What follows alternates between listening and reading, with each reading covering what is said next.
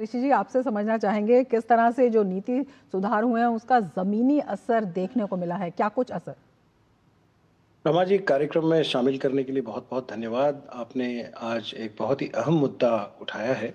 पिछले एक दशक में ईज ऑफ डूइंग बिजनेस और ईज ऑफ कंप्लायंस की दिशा में देश ने बहुत उन्नति की है। अगर प्रधानमंत्री, हमारे माननीय प्रधानमंत्री जी एवं उनके कैबिनेट के कई सदस्यों की अगर आप वक्तव्यों को बयानों को देखेंगे तो ease of doing business, ease of compliance, नियमों में सुधार, नियमों में आसानी, ये सब शब्द आपको कॉन्स्टेंटली सुनने को मिलते हैं। 2025 एक ऐसा साल रहा है जिसको रिफॉर्म के नज़रिए से अगर आपको समझना है तो आप उसको अकेले में नहीं देख सकते। एक पूरा दशक इसी दिशा में केंद्रित रहा है।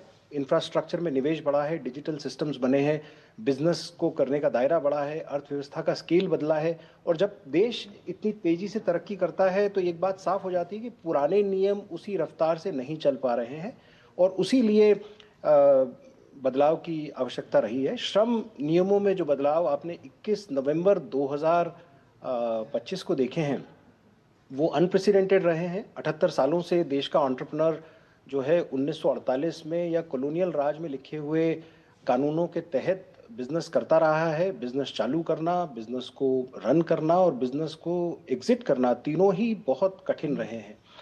और इन विषम परिस्थितियों में भी देश के उद्यमी ने काफ़ी काम किया है। और मैं प्रधानमंत्री की एवं सरकार की सराहना करना चाहता हूं कि फाइनली 21 नवंबर को हमने इन सारे 29 श्रम कानूनों को म्यूजियम में रख दिया है। देश में एक नया 4 कोड का आधुनिक श्रम कानून लेके आए हैं जिससे कि देश को विकासशील से विकसित की दिशा में ले जाने में बहुत सहायता होगी।